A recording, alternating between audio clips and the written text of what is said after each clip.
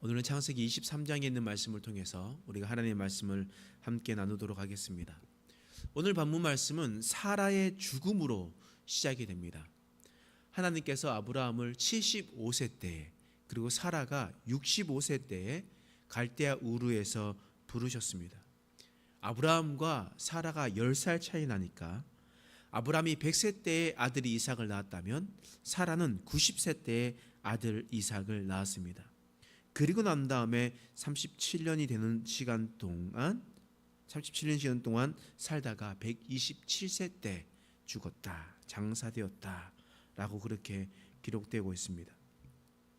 여러분, 좋은 날도 있었겠지만 살아가다 보면 어려운 날도 있었습니다. 그리고 이제 127세가 되어 하나님 품에 들어가게 되었습니다. 그런데 문제는 뭐냐? 사라가 죽고 난 다음에 장례하는 것이 문제였습니다. 왜냐하면 아브라함은 가나안 땅에 단 한 평도 자신의 땅이 없었기 때문이었습니다. 다시 말하면 아브라함은 일생의 동반자를 잃었는데 사라를 매장할 매장지가 없었던 것이었습니다. 그래서 오늘 말씀 23장 4절 말씀에 보면 이렇게 이야기합니다. 함께 읽어보겠습니다. 시작. 나는 당신들 중에 나그네요 거류하는 자니 당신들 중에서 내게 매장할 소유지를 주어 내가 나의 죽은 자를 내 앞에서 내어다가 장사하게 하시오. 장사하게 하시오. 난 지금 나그네고 그냥 거류민이고 떠도는 자인데 나의 죽은 자를 위해서 내가 장사할 수 있도록 매장지를 하나 주십시오. 내가 그것을 돈을 충분히 쳐 드리겠습니다. 공짜로 달라는 것도 아니고 빼앗는 것도 아닙니다. 제가 돈을 충분히 주겠습니다. 라고 이야기했던 겁니다. 여러분, 지금 자신의 아내를 잃은 아브라함의 마음 얼마나 실족이고 얼마나 실망감이 크겠습니까? 그런데 하나님의 명령에 따라서 아브라함은 갈대아 우르에서 왔잖아요. 하나님께서 큰 민족을 이루겠다. 또한 네 자손을 통해서 큰 역사를 이루겠고 이 땅을 너에게 줄 것이다. 그렇게 말씀했음에도 불구하고 자신의 아내를 잃은 후에 자신이 매장할 수 있는, 자신이 가지고 올 수 있는 장사, 무덤은 아무것도 단 한 평도 없었던 것이었습니다. 그러면 아브라함은 어떤 마음이 들겠습니까? 하나님께서 약속을 해주셨고 나를 이곳 가운데 보내셨는데 나는 지금 아직 아무것도 이루지 못한 자신의 모습을 보면서 얼마나 초라하고 얼마나 안타까워하겠습니까? 사랑하는 아내를 장사할 수 없는 한 평도 자신이 가지고 없다라는 것을 생각했었을 때 얼마나 가슴이 아팠겠습니까? 저는 10여 년 전 아버지께서 하시는 사업에서 큰 사고가 있었습니다. 아버지가 조선업을 하셨는데 그 배를 올리다가 배가 넘어지는 사고가 있었어요. 그때 그 배에 깔려 한 사람이 사망을 했습니다. 사망 사고가 있었어요. 때문에 아버지는 조선소의 대표이기 때문에 그것에 책임을 지고 구치소에 들어갔습니다. 더 정확하게 얘기하면 합의할 돈이 없어가지고 구치소에 들어갈 수밖에 없었습니다. 그런데 하나님께 진짜 감사하게도 주위의 수많은 사람들이, 동네 사람들이, 친척들이 다 도와줘가지고 그 합의금을 마련할 수 있게 되어서 아버지는 그제서야 구치소에서 나오실 수가 있었습니다. 수개월 동안 그곳에 있을 동안에 저는 결혼을 해서 신대원을 준비하고 있었던 그때였습니다. 장남으로서 집에 일이 생겼는데 아무것도 해줄 수 없다라는 그런 마음, 또한 하나님의 사명을 받고 소명을 받고 내가 이곳 가운데 서울로 올라와서 공부를 하고 있었는데 아직 신대원도 들어가지도 못하고 아무것도 이루지 못하고 장남으로서 할 수 있는 일들이 아무것도 없다는 그런 생각에 사실 그때 참 힘든 시간을 보냈었습니다. 그때 저는 하나님께서 저에게 사명을 주시고 공부하셨을 때 정말 하나님께 토로를 많이 했습니다. 하나님, 이게 맞습니까? 제가 가는 길이 맞습니까? 라는 이야기들 참 기도를 많이 했었던 것 같습니다. 그런데 아브라함의 마음도 비슷하지 않았나라는 생각이 듭니다. 하나님께서 약속하신 땅에 갔습니다.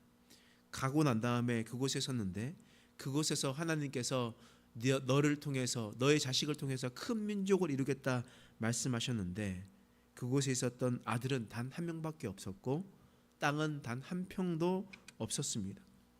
또한 주위에는 자신을 이용해 먹으려는 사람들밖에 없었습니다. 어떻게 그것을 알 수 있느냐? 오늘 말씀 5절 6절 말씀이에요. 읽어보겠습니다. 시작. 헷 족속이 아브라함에게 대답하여 이르되 내 주여 들으소서. 당신은 우리 가운데 있는 하나님이 세우신 지도자시니 우리 묘실 중에서 좋은 것을 택하여 당신의 죽은 자를 장사하소서. 우리 중에서 자기 묘실에 당신의 죽은 자 장사함을 금할 자가 없으리이다. 지금 헷 족속이 뭐라고 이야기하냐면 내 주여 들으소서라고 이야기하면서 아브라함한테 납작 엎드리고 있습니다. 자, 우리 중에 여기 묘실이 많이 있으니까 무덤이 많이 있으니까 그 무덤 많은 것들 중에 아무거나 들어가서 장사를 하십시오 라고 아주 호의적인 태도를 보이고 있습니다. 그런데 그때 아브라함은 뭐라고 얘기하냐면 9절 말씀이에요. 읽겠습니다. 시작. 그가 그의 반머리에 있는 그의 막벨라 굴을 내게 주도록 하되 충분한 대가를 받고 그 굴을 내게 주어 당신들 중에서 매장할 소유지가 되게 하기를 원하노라 하매. 지금 반머리에 있는 막벨라 굴을 달라고 아브라함이 요청을 하는 겁니다. 사람들이 그냥 무덤에 가서 그냥 장사하십시오 라고 이야기했는데 아니다. 내가 충분한 대가를 주고 너에게 줄 거니까 반머리에 있는 막벨라 굴을 달라. 이게 무슨 말이냐면 반머리라는 것은 출입이 잦은 곳이라는 거예요.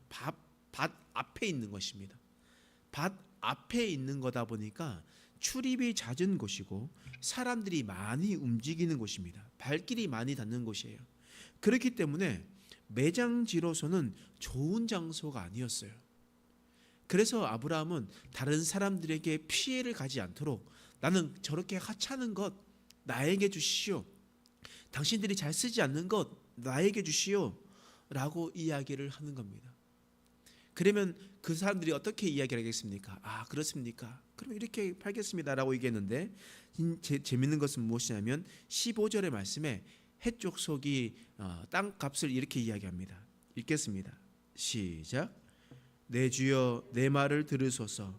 땅값은 은 400세겔이나 그것이 나와 당신 사이에 무슨 문제가 되리이까? 당신의 죽은 자를 장사하소서. 지금 헷 족속이 땅값은 은 400세겔입니다 라고 이야기를 하고 있습니다. 땅값은 은 400세겔이 왜 놀랄 일이냐, 왜 주위에 있는 사람들이 아브라함을 사기치려고 하느냐라는 것을 알아보면 당시 노동자 1년 품삯이 얼마였냐면 은 5세겔에서 10세겔이었습니다. 그러니까 연봉이 10세겔이었다라는 거예요. 그러면 은 400세겔은 몇 년치 연봉입니까? 40년치 연봉입니다. 서서 쓰는 게 아니고 돈을 받은 그대로 먹지도 않고 쓰지도 않고 40년 동안 꼬박 모아야, 아니면 또 힘이 없는 사람은 5세겔 정도 받았으니까 80년 정도는 꼬박 모아야 치를 수 있는 돈이 은 400세겔이었다라는 거예요. 그러니까 옆에 있었던 어떤 여기 아파트가 생각해 보십시오. 아파트가 있습니다. 여기는 아파트가 4억이라고 칩시다. 여기 아파트가 4억입니다 라고 했는데 이 아파트 4억인데 4억이라고 얘기하지 않고 40억인데 당신이랑 나 사이에 무슨 문제가 되겠습니까? 그냥 쓰십시오. 돈은 40억입니다 라고 이렇게 이야기를 하는 겁니다. 헷 족속은 지금 아브라함에게 사기를 치고 있는 상황이에요. 그리고 원래는 앞에 있는 보잘것없는 그냥 2, 3평 되는 굴을 사려고 했습니다.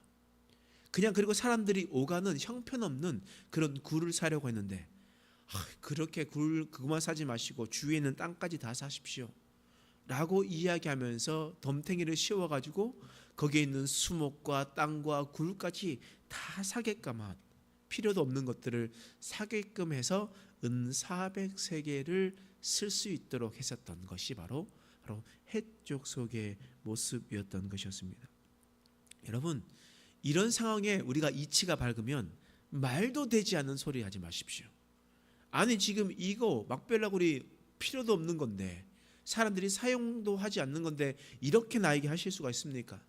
아니 나는 나그네고 거류민인데, 나는 그냥 양치면서 돌아다니는 사람인데 밭이 왜 필요합니까? 여기서 난 농사 지을 필요도 없어요. 수목으로 따먹지도 않을 겁니다 라고 이야기하면서 이윤을 똑바로 취하지 않겠습니까? 그런데요, 오늘 말씀해 보면 아브라함은 그 사람들과 다투지 않았습니다. 가장 안 좋은 것을 선택하고 또 그 사람들에게 피해를 끼치지 않기 위해서 자신이 그 모든 것을 사버렸던 것을 우리는 볼 수가 있습니다. 다시 말하면 아브라함은 이방인들과의 관계 가운데서 이익을 취하지 않고 오히려 믿는 자로서 손해보는 모습을 보였습니다. 여러분, 이 일이 정말 쉬운 일이겠습니까? 절대 쉬운 일이 아닙니다. 그렇게 쉬운 일이 아니에요. 이 세상은 절대 손해보려고 하지 않기 때문에, 무엇이든지 자신이 이익을 취하려고 하기 때문에 그런 선택은 쉬운 일이 아닙니다. 또한 우리가 하나님 나라의 소망을 두고 살아가고 있기 때문에 세상 속에 있는 이치와 부딪힐 수밖에 없습니다. 그런데 오늘 본문의 아브라함은 자신이 절망적인 순간에서도 이웃과 다투려 하지 않고 자신을 더 낮게 하는 모습을 보이게 되었던 겁니다. 하나님께서 약속해서 갈대아 우르에서 떠나왔습니다. 그리고 약속했었던 그 민족을 위해서 큰 민족을 이루겠다라고 이야기했었지만, 자기 눈앞에 보이는 것은 지금 노총각, 지금 37살이 되었었던 아들 노총각 이삭밖에 눈앞에 보이지 않습니다. 그리고 아내 사라는 127세에 죽어버렸습니다. 땅은 한 평도 없고 하나님의 말씀이 완전히 이루지 않았던 것 같습니다. 그런데 주위에 있는 사람들은 자신을 이용해 먹고 속이려 하고 사기치려고 합니다.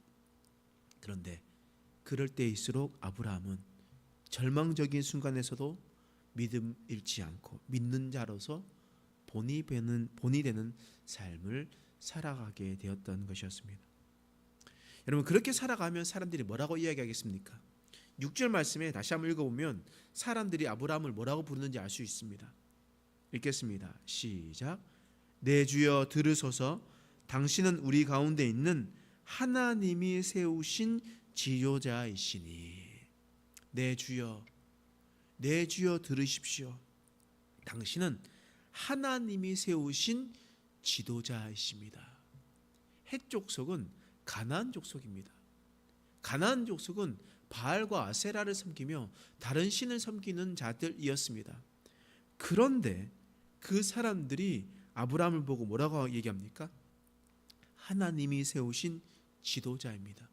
당신에게는 하나님이 있고 하나님께서 당신을 인도하십니다 라고 이야기하는 거예요.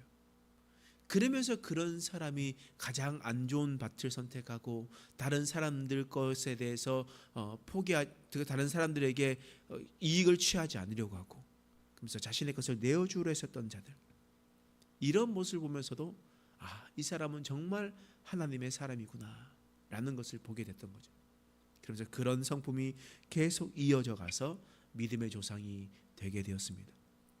우리도 말씀을 생각할 때에 이 세상에 있는 모든 절망적인 순간이 우리도 오더라도 우리 삶 가운데는 믿음의 본을 보이는 삶이 되시길 간절히 소망합니다. 그래서 이 세상에 있는 사람들이 우리를 보고 하나님이 세우신 자구나, 하나님이 세우신 그리스도인들이구나 라고 칭송할 수 있는 자로, 또한 그것을 통해서 우리를 높이는 것이 아니라 하나님이 높여질 수 있도록 살아가는 삶과 신앙이 하나가 되는 저와 여러분 되시길 간절히 축원합니다. 기도하겠습니다. 하나님, 오늘 말씀을 통해서 우리를 새롭게 하신 것을 감사합니다. 하나님, 아브라함은 이 절망적인 순간에서도 자신의 이익을 취하려 하지 않고 믿는 자로서 본이 되는 삶을 살아가게 되었습니다.